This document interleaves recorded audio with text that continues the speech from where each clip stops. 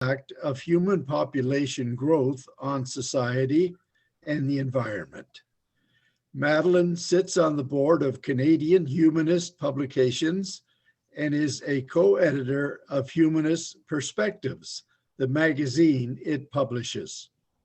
Madeline has a BSc in zoology from the University of Guelph and an MS 1979 and PhD 1983 in physiology from Louisiana State University in Baton Rouge.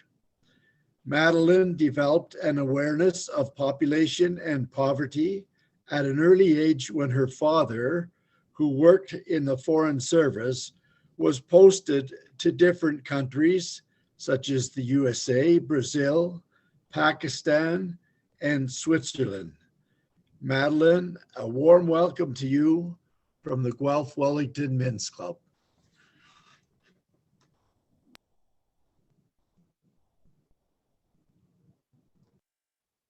Madeline, you're muted.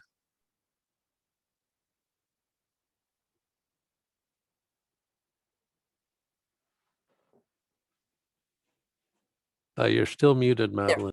There. Okay, try again. Thank you very much for the warm welcome and for the invitation to speak to the Guelph Wellington Men's Club. I'm honored to do so. And I guess what I will try to do now is share screen and start the presentation. Here we go. How's this going to work?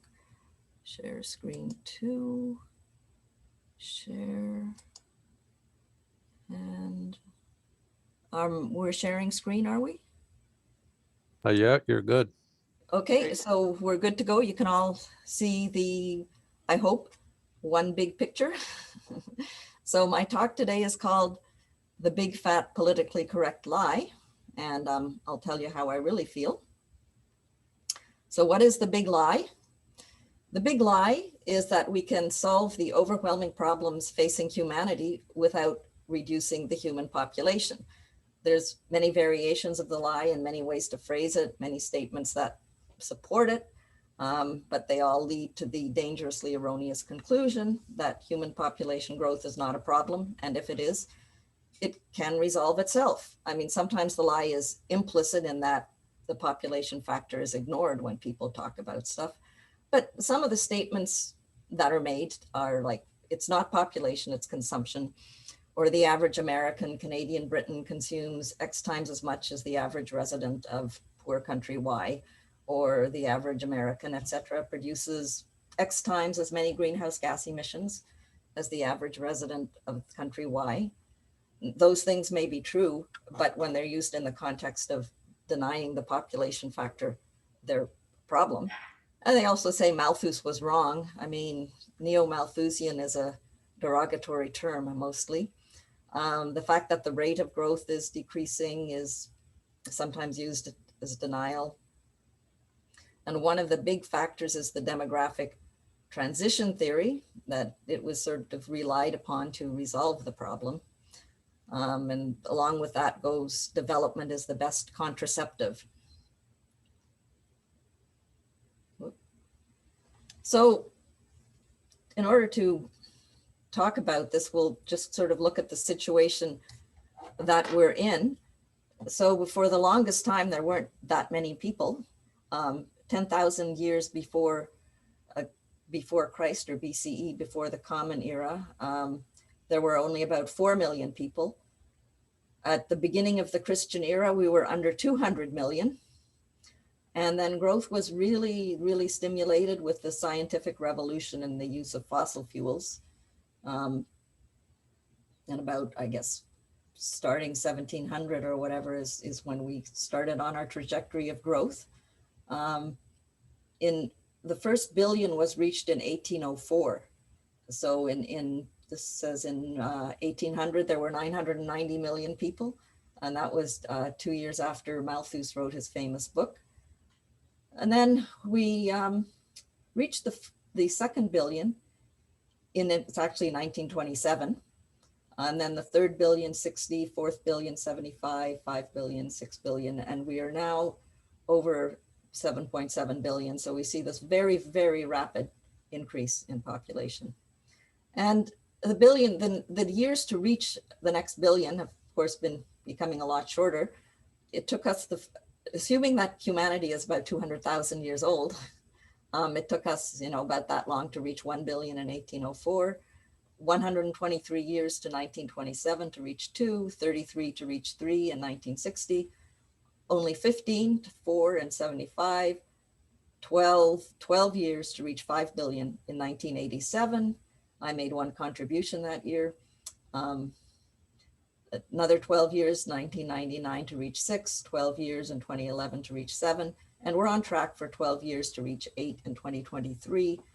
After that, it is expected that the time period to reach the next billion will extend a bit, but we're still increasing very rapidly. This graph shows the rate of growth, which was increasing until the mid-60s, and then it started to decrease despite the increase in the rate of growth. The absolute numbers were rising. Now, this big dip is thanks to Mao Zedong, the Great Leap Forward, which created a huge famine in China and killed about 30 million people between 1958 and 1960. So the rate of growth is projected to keep going down even as the numbers go up. We see that in 1968 to 69 was the maximum rate of growth, over 2.1% annually, whereas the numbers added were 74 million. The maximum number ever added was 92 million in 1988, when the rate of growth had fallen to 1.7. We've been adding for the last few years, last decades, close to 80 million every year. This year also, or 2020 also, about 82 million, even though the rate of growth is currently about 1.05 in 2021, because there is such a huge population base for that rate to be working on. The absolute numbers are still quite high. And of course, it's the absolute numbers which eat and produce waste and pollution and need food. So this is just a look at different areas of the world where we are in terms of population from 1820 to 2020, so over 200 years. We see that up until now, in terms of absolute numbers, the big contributor has been Asia, which is not surprising, considering that India and China are both in Asia. We see the green revolution started about here, and although the population of Asia was increasing, the increase in the food supply allowed it to increase greatly. Remember, in 1968, which is about here, Paul Ehrlich warned that India would starve in the book, The Population Bomb. He turned out to be wrong there because of the Green Revolution. So we see Africa is here in blue. And even though the absolute numbers aren't as big, there's been an enormous increase. In 1900 here, the population of Africa was about 140 million. Now it's going on 1.4 billion. So in 120 years, there's been a 10-fold increase in the population of Africa. Europe really didn't change that much, about 400 million since 1900 to about 440 million now. North America increased quite a bit in recent years, mainly through immigration in both the US and Canada. Well, it doesn't look that big because compared to the world population, I guess our populations aren't that enormous, although they are increasing rapidly. And of course, Latin America also had a big increase. So that's where we are right now. Where are we going? So here we are in 2020, about the middle of the graph there. And we see that Asia is going to keep increasing for a little bit, but then it's going to level out because the total fertility rates are falling, or have fallen dramatically in Asian countries. But we see not so much in Africa, which is now, as I said, about 1.4 billion, and is headed to 2 billion in approximately mid-century, and they expect about 4 billion by 2100 at current rates. Europe is going to stabilize, as is North America. Relative to the world population isn't going to grow that much. And Latin America is actually stabilizing even in traditionally high growth countries, many of them, not all of them, but many of them, the growth rate is well, going towards replacement and below. So the big surprise in about 2014, the UN dramatically changed its projections because Africa's total fertility rate was not following the projections that it was stagnating at relatively high levels and not decreasing as quickly as they had thought. So that is why you saw in the previous graph how most of the world increase is going to be through sub-Saharan Africa and a few other countries that still retain a very high total fertility rate. So there's been quite a lot of inaction in terms of population, that is in terms of directly addressing it as the problem. And one of the big villains, one of the reasons for that is the demographic transition theory, which I'm sure you've all heard about. But its essential assumption is that people will have fewer children as their economic security increases. And there's 4 stages in the traditional demographic transition theory. The first stage is you've got a stable population, because even though you've got very high birth rates, you've also got high death rates and a lot of infant mortality and things like that. In the second stage, the death rates fall with development as people have better hygiene and a bit more education, but the birth rates initially remain high. So you have rapid population growth. Then eventually the birth rates start to fall with rising economic security, and that's the actual transition. But you have continued but slower population growth because you've got this big cohort of young people, which causes the demographic momentum. Even if they have fewer children, there's still lots of them. So then you have that stage, but then as birth rates remain low and the population ages and dies off, eventually you reach a stable population.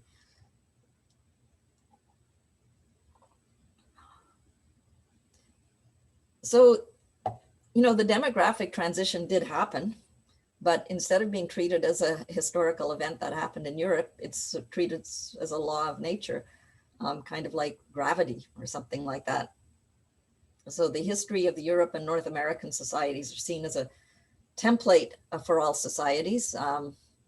Those areas of the world experienced the Industrial Revolution, saw rising levels of education and industrialization. They had later marriage than a lot of places. And well, I don't know if this is true, but a Christian tradition where sex is sinful. Anyway, it was assumed that all societies would undergo the same process in the same way. So the demographic transition theory essentially says that development is the best contraception. However, following the International Conference of Population and Development in Cairo, the total fertility rate in some countries actually rose. And for example, in Kenya, it rose from 5.0 children per woman in 1995 to 5.21 in 2005.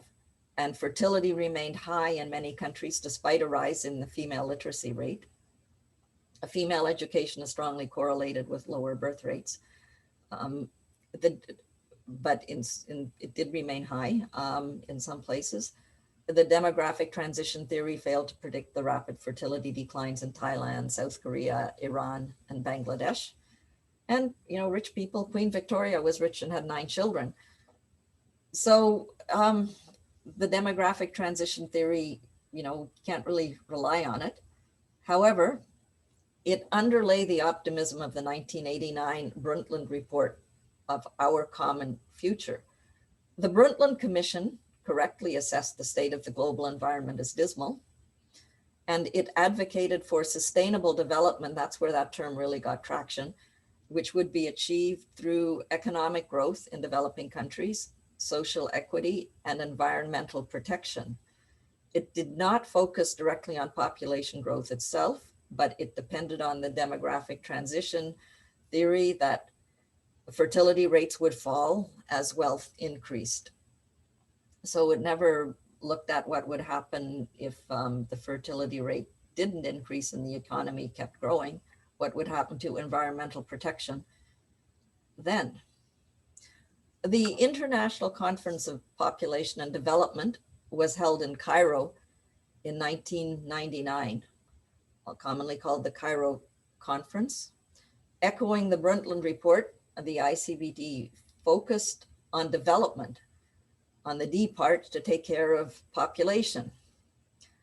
It assumed that population growth would be reduced indirectly through economic growth in the context of sustainable development, in education, especially for girls, gender equity and equality, infant, child, and maternal mortality reduction, universal access to reproductive health services, which would include family planning and sexual health. So they assumed if these things happened, population growth would take care of itself. There was no direct focus on population growth.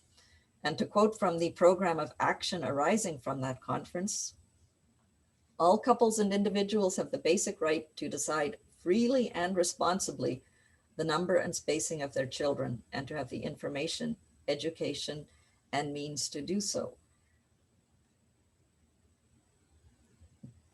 But the program of action that arose from the Cairo conference recognized that rapid population growth in developing countries would put great pressure on the environment.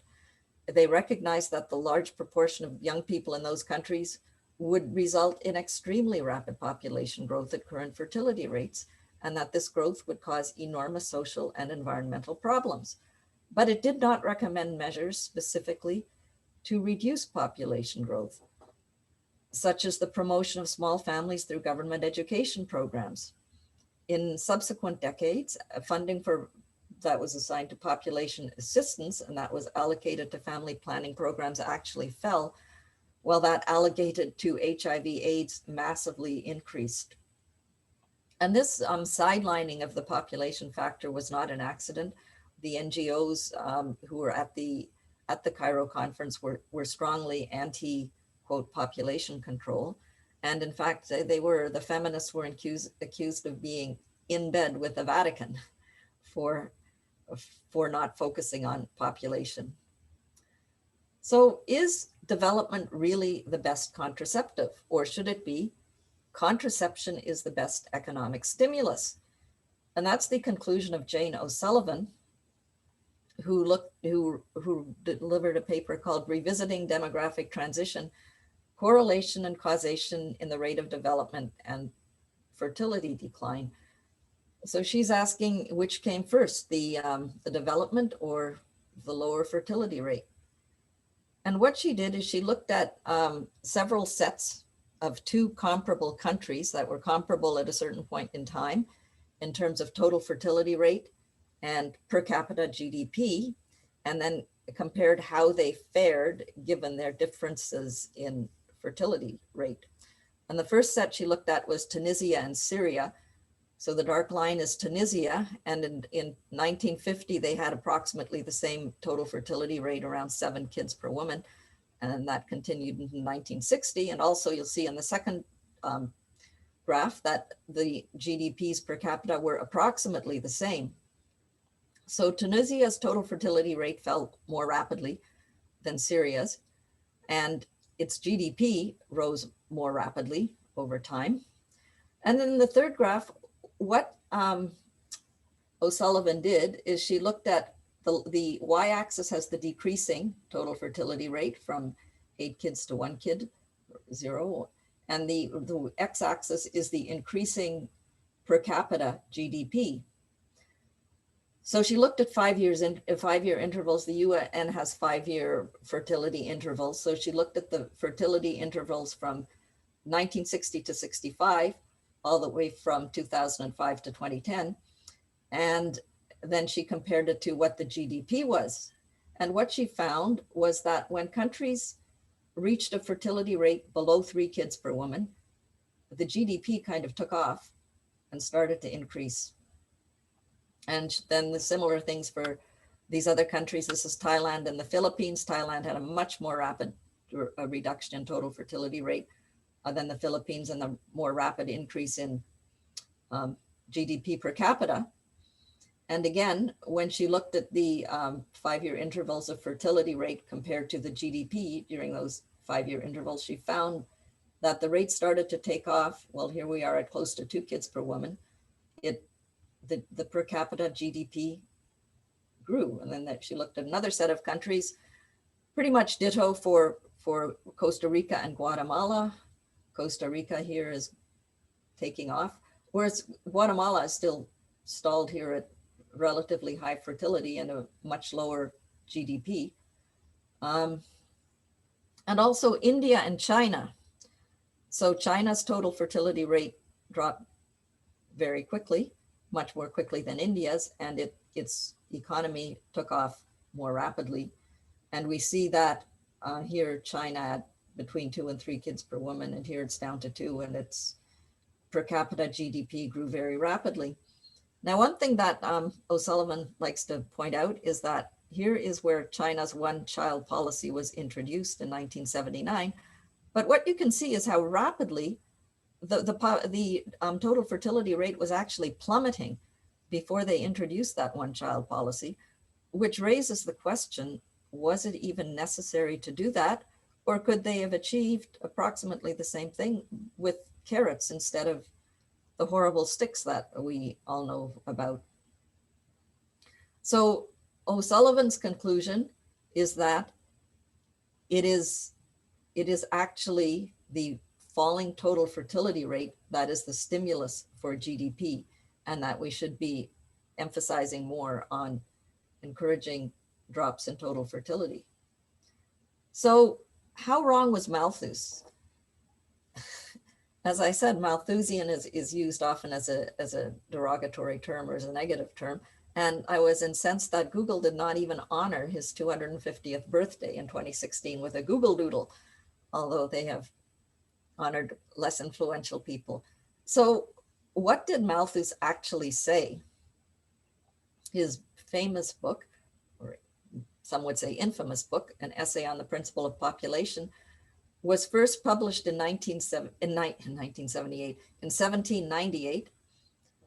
The second greatly expanded edition in 1803, and he wrote 4 more editions, the last in 1826.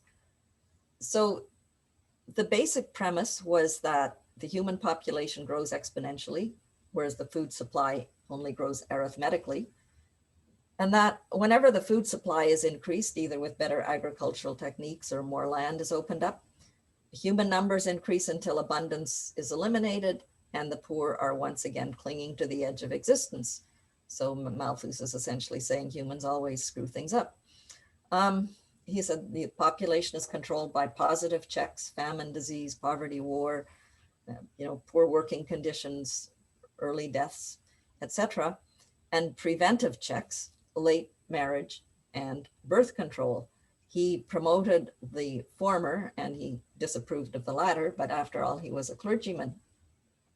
Now, Malthus reached his conclusions. He was basically a parish pastor in a dirt poor parish from the early 1790s to about 1803 or 4, which is when he published the second edition of his book. And his first book, his observations were based on the fact that despite the fact that his parishioners were dirt poor, every year there were more births than deaths. He also kept the records in his parish. So between the first and second editions of his book, Malthus traveled widely in Europe. He read extensively, including the journals of explorers and what they had to say. And he collected data from a lot of societies at various times. And he noted that history was replete with population surges and collapses. And this is quoting him. He says, "This oscillation, this constantly subsisting cause of periodic misery, has existed ever since we have had any histories of mankind, does exist at present, and will forever continue to exist unless some decided change takes place in the physical constitution of our nature."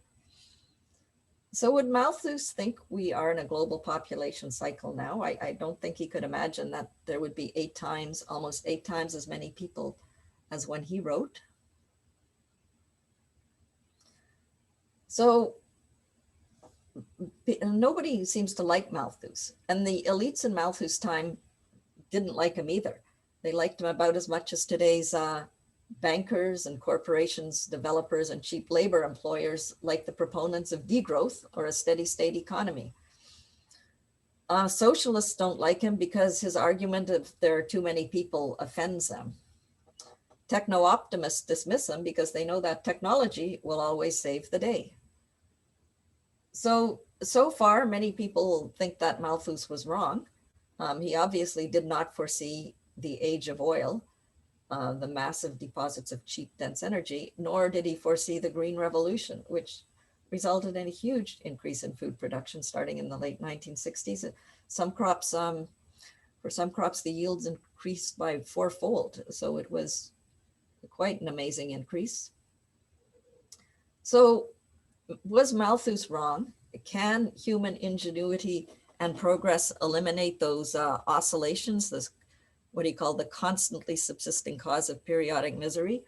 Well, probably the most famous oscillation of populations is the snowshoe hare and lynx, where the snowshoe hare population is in blue, and it rises and falls quite spectacularly, depending on what's available over time. And the population of lynx follows its food supply quite closely, oscillating along with the population of hares. Well, this is a graph by Paul Czafurka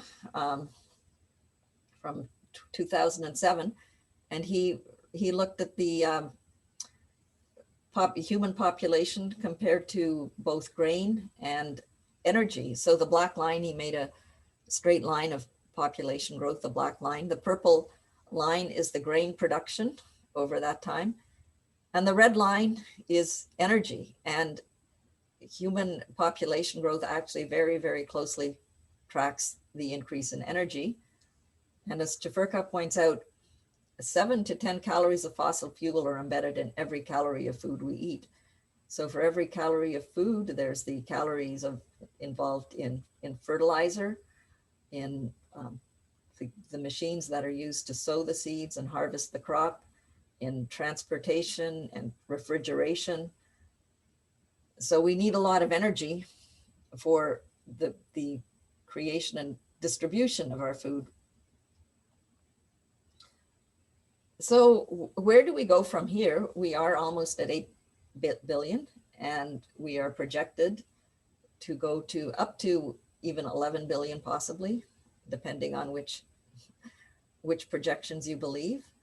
But all the arable land on the planet is now under cultivation, and annual increases in crop yield have been stagnant or decreasing. That is, they have not been keeping up with annual increases in population.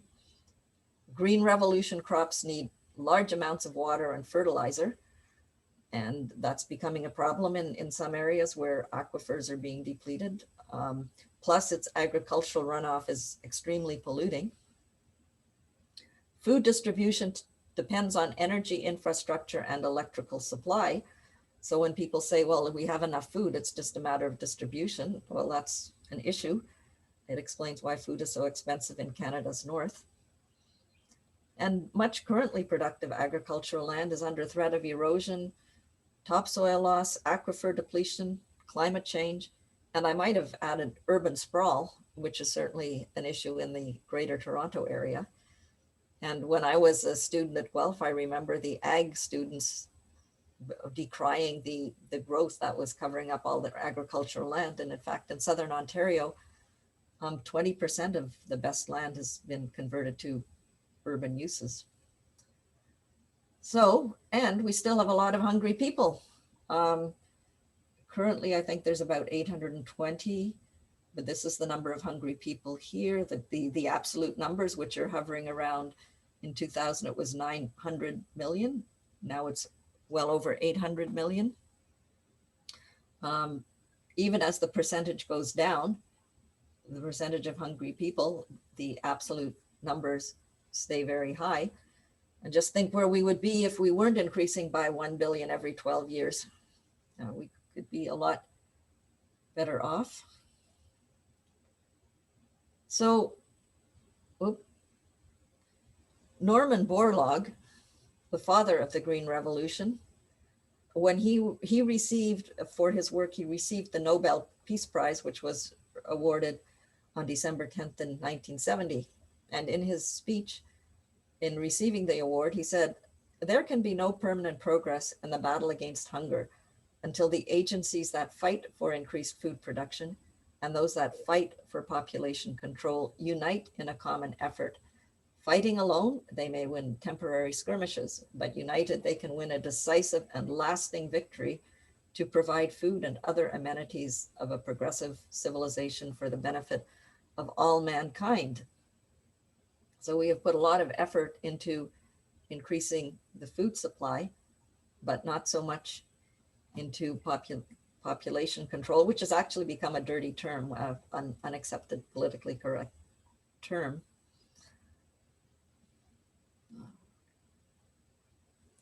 But at what price have we enabled this population growth? Which of the following is not caused by population growth? Obviously a rhetorical question. Drying rivers, depleted aquifers, raised forests, eroding soils, disappearing species, dwindling fish stocks, urban sprawl, pollution. And you'll note I didn't mention climate change, but despite the obvious impact of population growth on virtually all environmental problems, much of the focus has been on greenhouse gas emissions as the big problem. But you see that greenhouse gas emissions, which are in red, rise with rising population. In fact, they rise even faster than rising population. And one of the reasons is that as countries become wealthier, they industrialize, and as they industrialize, they produce more greenhouse gases. So if we're talking about climate change, we should talk about the number of climate changers as well. And then I think it's a reasonable question to ask, how much of the earth is enough for humanity? Do we need to take over the whole earth, or should we leave some for other forms of life? This is a presentation that shows the biomass of mammals, or land mammals, that is, where 1 square equals 1,000,000 tons. And humans, this is all of the squares together add up all of the biomass of mammals. Humans are about 1/3, and their domestic animals, which is the pale gray, are about 2/3, and the green squares are wild animals like elephants and zebras and stuff like that, which are only they're well under 5% of the mammalian biomass. And shown in a different way, this is the weight of vertebrate land animals. So 10,000 years ago, humans were about 1%, this little sliver, and wild animals were about 99% of the biomass 10,000 years ago. Today, humans are about 1/3 of domestic livestock, are about 2/3, and wild animals are just one little sliver of the biomass. This says 1%. Some estimates have it a bit higher, but they're all well under 5%. So wild animals constitute only a very small amount of the mammalian biomass, with humans and their domestic animals having taken over pretty much everything. And this is not surprisingly corroborated by a World Wildlife Fund report from last year, which calculated that there was a 68% average decline in species population sizes since 1970. They looked at vertebrates, so they looked at mammals, fish, birds, reptiles, and amphibians. And you can get the report. This report didn't look at insects, but we know also that insects have had a precipitous decline in recent decades, and that's very serious because they're the basis of the food chain for a lot of animals. So it's often one of the lies, what I consider the lies, is people often say, well, the poor have such a low carbon footprint and they're not really the problem. But here we have a giraffe in Nairobi National Park against the backdrop of the Nairobi skyline. And the people who live there are poor and they have a low carbon emissions. But how does that help this giraffe? The Nairobi National Park is being increasingly, well, developed, destroyed because of the growth of Nairobi itself and part of Kenya in general. So this shows the population of giraffes in Africa versus the population of Nairobi from the century of 1910 to 2010, well, till now, I guess. In 1910, there were over 2.5 million giraffes in Africa. Currently, there are about 68,000, so their populations have plummeted. They need a wide range of territory, and as that territory gets used up, or they're also being hunted, of course, for bushmeat. The population of Nairobi, in contrast to 1910, was 14,000, and in 2020, it's 4.7 million. So, which explains why that giraffe in the picture is running out of room in the previous picture. So, despite the poverty and the low carbon footprint and low consumption of many people in Africa, of course, it has an impact on biodiversity. So Norman Borlaug, the day after he received his Nobel Prize, he gave a lecture, the Nobel Lecture, which was called The Green Revolution, Peace and Humanity. And both in his acceptance speech and in his lecture, Norman Borlaug praised Malthus. In fact, he had referred to his own green revolution as a breathing space. And he hoped, unfortunately, in vain, that humanity would use it to do something about population now that they had avoided starvation with a green revolution. But this is what he said in part of his speech. Malthus signaled the danger a century and a half ago. That's about food. But he emphasized principally the danger that population would increase faster than food supplies. In his time, he could not foresee the tremendous increase in man's food production potential. Nor could he have foreseen the disturbing and destructive physical and mental consequences of the grotesque concentration of human beings into the poisoned and clangorous environment of pathologically hypertrophied megalopolis. Can human beings endure the strain? Abnormal stresses and strains tend to accentuate man's animal instincts and provoke irrational and socially disruptive behavior among the less stable individuals in the maddening crowd. So even though we humans have pretty much taken over the earth, a lot of us still live in misery. This is Borlaug's pathologically hypertrophied megalopolis. These are pictures from Nairobi slums. But even more pleasant megalopolis, do we want to cover the earth with, turn everything into these megalopolis and the remaining land into a feedlot for humanity? This picture here is actually a promotional brochure from a travel agency. It's a picture of Sao Paulo in Brazil.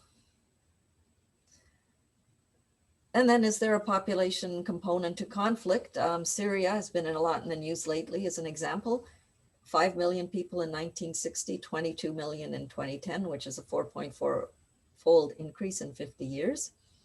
There's also increased heat and aridity from climate change, which caused people to move from farming communities to urban centers where there's not good work prospects, reduced living standards, and ethnic tensions. Excuse me for a minute, Dr. Wells Madeline. Oh, Madeline. We are close to the end of the formal part of the meeting, but I understand that you would be able to stay with us for about 15 minutes. Oh, questions are piling up, and to say your presentation was thought-provoking would be an understatement for sure. I have only 5 slides left. I can quickly go. So I'll just go through them pretty quick. And yes. So, okay, another example, South Sudan, 3 million to 11 million, 3.4-fold in 53 years. Big increase very quickly. And it's, heading for more. It's got thin, dry soils, easily depleted. Now, very recently, just a few days ago, in fact, President Abdel Fattah al-Sisi of Egypt was worried about population growth in Egypt. He wants to cut it back to only 400,000 a year, which is down from 2.4 million. And so he can feel the impact of the benefits of public spending. He says, you overwhelm yourselves in the state, then you revolt and the series of destruction goes on. Well, this is just what he's talking about. Egypt in 1800, 4.24 million. Okay, in 1900, 10 million. And now 100 million. So in 120 years, it's increased tenfold. Not sustainable, especially since the only agricultural land is along the Nile. So this is a very important thing, and don't worry, I won't read all that, but we haven't even talked about overshoot. So in 1980, William Catton Jr. wrote a book, Overshoot, the Ecological Basis of Revolutionary Change. Basic premise is that the human population has been able to increase so enormously because of oil, an abundant resource, but that isn't going to be around forever. So we've increased our population to far beyond what the earth can sustain in the long term, and that we are headed for trouble. And David Delaney's website is here. He's got a great explanation of overshoot in a nutshell. Delaney concludes that Malthus was an optimist because he only saw population reaching up to to misery, and then people sort of live in poverty and misery and have short lives, but he could not have foreseen that they go way beyond what the world can sustain. So we can think of a cautionary tale. The reindeer of St. Matthew Island, the population increase looks a lot like the human population increase. What happened is the US Coast Guard in 1944 released 29 reindeer on an island in the Bering Sea that had never had reindeer before. They did it because they were using it as a LORAN, long range navigation station, now obsolete because of GPS. But anyway, they released the reindeer because they thought it was going to be a LORAN station, and it was supposed to be a food source in case people got stuck there, hard to get reached because it was remote. The LORAN station never happened, but some scientists came around several years, 1957 and 1963, to look at the population of reindeer. So here in 44, we have 29 released, 5 bucks and 24 cows. In 1957, when the researchers checked in on the island, the reindeer were in great shape. There were 1,350 of them. There were lots of yearlings and young calves, and the island had an abundant source of lichen, which is the reindeer's favorite. So the reindeer thrived on the lichen. And well, what happened to the lichen? It was gone. The reindeer's population increased enormously to 6,000, maxed out at 6,000 when they were there in 1963, I think it was. But the reindeer were miserable. There was starvation. There were not that many yearlings and calves compared to adults. There were a lot of dead reindeer that they noticed. And then when they came back again in a few years later in 1966, there were only 42 left. All but one were female. There were no calves or yearlings, and the reindeer eventually went to zero. So this is and there's other islands where this sort of thing happened, where an animal is introduced, gets a rich source of food that and has no predators, which is basically the situation that humans are in. So we have to address population growth. And the good news, it does not have to be coercive. We've all heard of the control programs in China and India and what went wrong there. But how many people know about these and other success stories? And here they are: Thailand, Bangladesh, Iran, Costa Rica, Tunisia, South Korea, Indonesia. I mean, in Iran, it had one of the fastest, in the world, I think this is in the 1980s to 90s, the fastest decrease in total fertility ever seen in history. Unfortunately, the Ayatollahs have gone back to promoting pronatalism, but it's not, the Iranian women aren't buying it. Anyway, those are worth looking at. So we are in overshoot. I think we have to admit that. Can we avoid a crash? Who knows, but denial is not the answer, because if we don't talk about population for social justice reason, there will be no social justice on a depleted planet.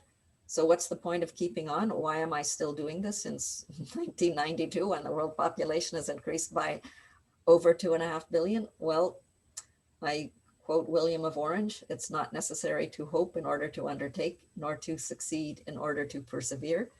So we do what we can. And my thing is to talk about population. Thank you very much.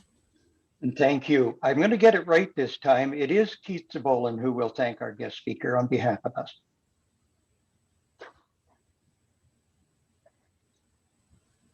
Should I stop sharing here? At least I hope I'm right, Keith. You are, Jim, and I am here. President Jim, fellow members and guests, Madeline, on behalf of all attending today and those that will be watching in the future by video, I'd like to thank you for a very interesting presentation.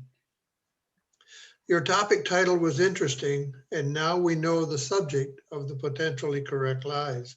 Certainly was a surprise to me. Based on the number of questions, you can tell that the members have been attentive and are interested in what you had to say. I would just throw in a statistic that maybe the impact of COVID has yet to be felt. Thank you so much for your time, and a more formal acknowledgement is on its way. Well, thank you. Thank you very much, Keith. Now, I'd like to recognize the actual program, your program committee chaired by Graham Ford with George Hughes and John Core for arranging the speakers throughout the month of February. Speakers for March have been arranged by Ken LeLacheur, and we will be welcoming back Mary Lee Vinsfold, our topic is sign language studies with the chimpanzees. Now, we won't have time to cover all of the questions which you have provoked by your presentation. Gary Ransom will stick handle them until approximately 11:15. And if we would appreciate sending you the questions, and any answers that you were able to provide, we will share with our members. So Gary, over to you. Thank you, Jim. So the first question I've got is on the graph showing Africa's growth, the curve is steadily increasing. Why is there no reflection of the large number of deaths due to HIV/AIDS when it was so prevalent? Well, the increase in population looks at both births and deaths, right? So it's basically the net increase. So when we say the population is increasing by 82 million a year, that's the global population. That doesn't mean there's 82 million births. I think there's about 150 million births and a certain number of deaths. So 82 million means that births exceed deaths by 82 million. And the AIDS did kill a lot of people, but it's also treatable. So it's not the big killer that it was in the early 1980s when it first came out, or when we were first exposed to it. Okay. Next question then, Madeline, I've got is, didn't China's one-child policy cause a decline in birth rate and an increase in prosperity? Well, the one-child policy probably accelerated the decline in birth rate, but China's total fertility rate had been falling rapidly. And then they introduced the one-child policy with very punitive measures in 1979. But there were a lot of deleterious effects from enforcing the one-child policy that way. One thing it did, as everybody knows, it greatly increased the ratio of boys to girls, because women would have abortions if they had a female fetus. And in some villages, the ratio was like 140 to 100 or something. It was just crazy. So it did that. In some places, people would just not register female births. And the policy was more enforced in the cities, because parents would be punished by not allowing being allowed to send their kids to certain schools or things like that, which was more significant for parents who lived in the cities than people who lived in the countryside where their kids likely wouldn't go to those schools. But it also forced women to have abortions. I mean, Chinese government is totalitarian, so it could do these things, but without, and the point that Jane O'Sullivan has made is that without these draconian policies, China could very likely have achieved much the same thing with carrots, by rewarding people or by education, promoting small families.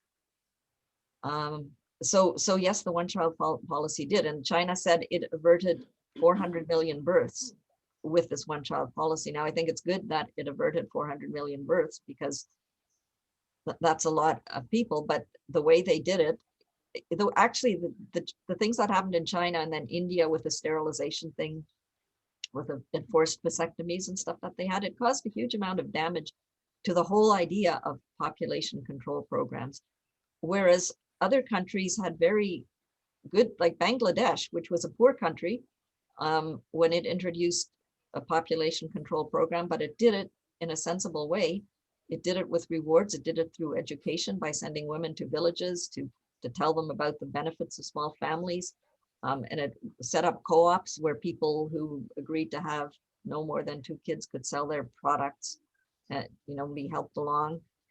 So these were carrots and not sticks, and they were very successful. Okay. I don't hope I answered the question. Yeah, I think so.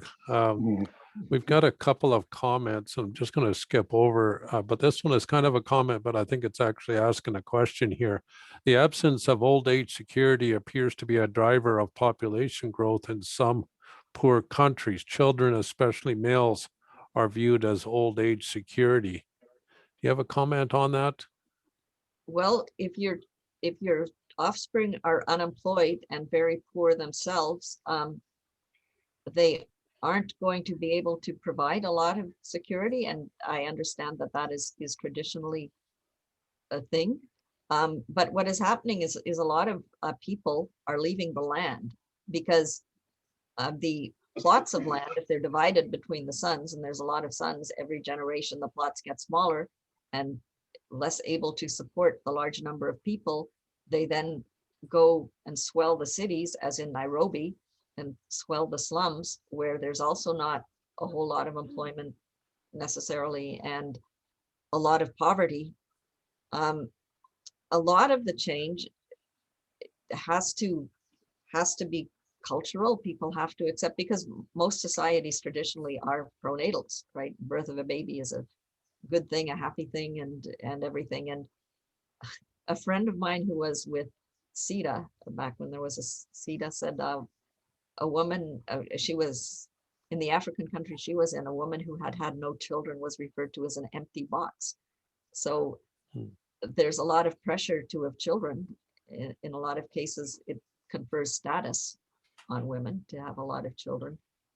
So it's very hard to make these cultural changes. It can be done. It can be encouraged. There's an organization called the Population Media Center, which is based in Vermont. And what it does is it has basically soap operas in the native language, working with the people in native people in the countries to develop these radio and television programs that interweave the concept of family planning and women's rights and things like that into the story. And they've been very successful in changing people's minds. This idea was started in Mexico, actually, by a guy called Miguel Zapato. Okay. And the Population Media Center uses that. So the thing is that all of the countries, and in the second last slide, I had all those countries that have had successful population control programs. They did it with government will. That is, the government put resources into it. It had a policy, and again, I emphasize it doesn't have to be coercive, but education and making family planning available so the poor can actually afford it is another important thing. Okay, looks like we run out of time. though I think, Graham, I think we can forward the chats line to you, Madeline, and if you would like to respond to some of the questions, we can put it on the website. I think that's how it's handled. So, or if I have any problem, I can ask for help, Gary, if I've got trouble figuring it out. absolutely, Okay, absolutely. I'll turn it back to you, Jim. Yeah, well, Madeline, you have stimulated, or perhaps ignited might be a better word. Certainly our thoughts and areas that perhaps we have not considered, certainly I haven't. So just by the questions alone, it looks like we should and would like to have you back again to continue. And in the meantime, we wish you all the best. Please keep well, and please keep what you're doing. Well, Take care. thank you very much.